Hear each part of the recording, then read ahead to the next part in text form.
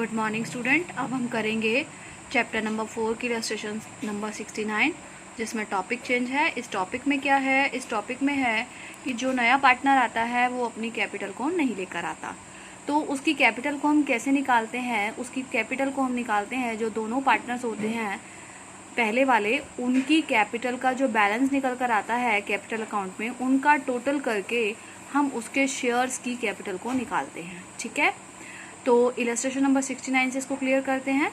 Question number 69 में सबसे पहले आपको लायबिलिटी साइड में रिजर्व फंड और कैपिटल दे रखा है, तो आपको रिजर्व फंड और कैपिटल को पहले लिखना है कैपिटल अकाउंट में। कैपिटल अकाउंट में आते हैं हम। कैपिटल अकाउंट में बाय बैलेंस ब्रॉट डाउन 40,000 और 30,000। रिजर्व फंड को ट्रांसफर कर दिया 8,000 और 4,000। Old partners old ratio. फिर एंट्री में दे रखा है आपको और ट्रांजैक्शन बता रखी है कि जी C bring 10,000 in cash his share of goodwill. C जो है गुडविल लेकर आया कैश। अब कैश लेकर आया तो हम प्रीमियम फॉर गुडविल लिखते हैं, हमने लिख दिया प्रीमियम फॉर गुडविल। लेकिन हम इसको किस में बांटते हैं? सेक्रीफाइस रेशो में। लेकिन इसमें सेक्रीफाइस जो निकल कर आ रहा है वो केवल सेक्रीफाइस कर रहा है ए पार्टनर। कौन सा पार्टनर कर रहा है? ए। तो इसलिए सेक्रीफाइस जो प्रीमियम फॉर गुडविल है वो कहाँ पे लिखी जाएगी? केवल ए के अकाउंट में। नेक्स्ट है provision for doubtful dates reduce by 2,000, यानी कि प्रोविजन फॉर डाउटफुल डेट्स को आपने 2,000 से कम करना है। जब हमारे जो डेटर्स हैं जो हमारे डाउटफुल से वो कम हो जाएंगे 2,000 से, तो हमारे को प्रॉफिट हो जाएगा। तो हम रिवैल्यूएशन में लिख देंगे by provision for doubtful debts 2,000 रुपये। क्लियर? उसके बाद है there is an old typewriter value 2,600, it does not appear in the books on the firm, it is now to recorded. अब टाइपराइटर जो है वो रिकॉर्ड नहीं था, अब रिकॉर्ड करना है तो अनरिकॉर्डेड एसेट्स हो गई, वो भी हमारे लिए प्रॉफिट हो गया। तो हमने टाइपराइटर को लिख दिया 2,600 रुपये। Patent are valueless. Patent valueless का मतलब क्या है? पेटेंट को हमने खत्म करना है तो हमारी एसेट्स कम हो जाएगी, तो हमारे लिए हो जाएगा लॉस। तो पेटेंट्स में आ गया 2,000, यानी कि रिवैल्यूएशन के टैबिट में आ गया। फिर है 2% discount received from creditors. Creditor से 2% डिस्काउंट मिला, वो भी हमारे लिए प्रॉफिट हो गया। तो जो हमारे क्रेडिटर्स हैं उसका हम 2% निकाल लेंगे। 20,000 से 20,000 का 2% हो गया 400। इधर से हम रिवैल्यूएशन अकाउंट को क्लोज करते हैं। रिवैल्यूएशन अकाउंट को क्लोज करने के बाद ओल्ड पार्टनर ओल्ड रेशो में हमने पैसे बांट दिए। 3,000 हमारा प्रॉफिट आया, तो ये 3,000 हमारा कहाँ चला गया? कैपिटल अकाउंट में चला गया। रिवैल्यूएशन 2,000 और 1,000। आपको ये तीनों मैंने पहले बता दिया था। बैलेंस ब्रॉट डाउन क्या है, कहाँ से आया? Reserve fund, revaluation, premium for goodwill. अब यहाँ पर हमें जो चीज़ देखनी है वो ये देखनी है कि ये दो पार्टनर है, इनका बैलेंस निकल कर आया 60,000 और 35,000। ठीक है, लेकिन जो सी पार्टनर है वो हमारा 1/6 शेयर के लिए आया है। कौन से शेयर के लिए आया है? 1/6 शेयर के लिए। यानी कि उसकी बाकी जो हमारी इन दोनों की कैपिटल हो गई, उनका शेयर कितना हो गया? तो कैसे निकालेंगे? वर्किंग नोट में लिखेंगे सी शेयर है 1/6, रिमेनिंग शेयर बचा 5/6। इट्स मीन 5/6 कैपिटल कितनी हो गई? 95,000। 95,000 कहाँ से आया? ये ए और बी की कैपिटल का टोटल है, 65 और 30, 95। तो एक के लिए, एक शेयर्स के लिए कितना आएगा? 1,14,000।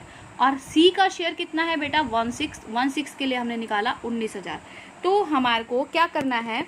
जो ये बैलेंस हमारा कैरी डाउन होके आता है, इसको पहले हमें ब्रॉट डाउन करना है। नेक्स्ट क्लोज करने के बाद अकाउंट को, उसके बाद लिख देंगे बाय बैंक 19,000, और फिर यही बैलेंस को हम यहाँ ट्रांसफ़र कर देंगे। बैलेंस कैरी डाउन 60,000, 35,000 और 19,000। क्लियर? उसके बाद यही बैलेंस आपको कैपिटल अकाउंट में लायबिलिटी में दिखाने हैं। ठीक है बेटा? उसके बाद आते हैं हम बैलेंस शीट पे। बैलेंस शीट में हमें क्या करना है?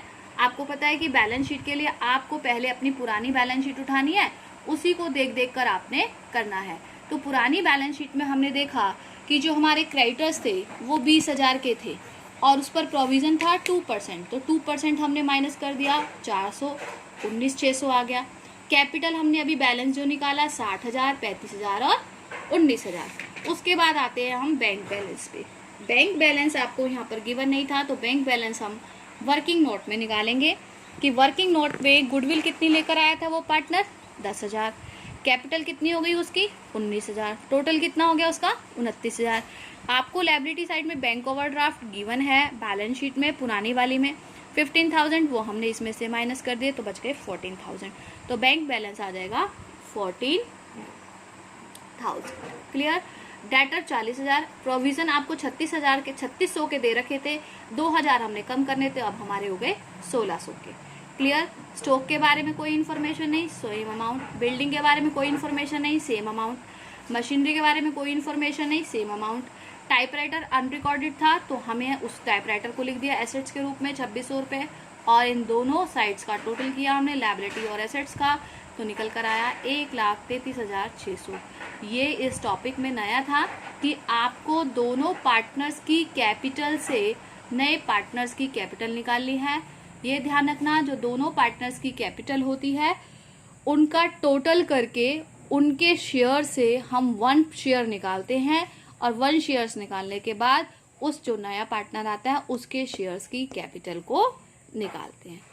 अगर कोई भी फिर डाउट होता है तो आप मुझसे मेरे पर्सनल नंबर पर कॉल करके पूछ सकते हैं। ठीक है बेटा, आपको 69 और 70 क्वेश्चंस करना है।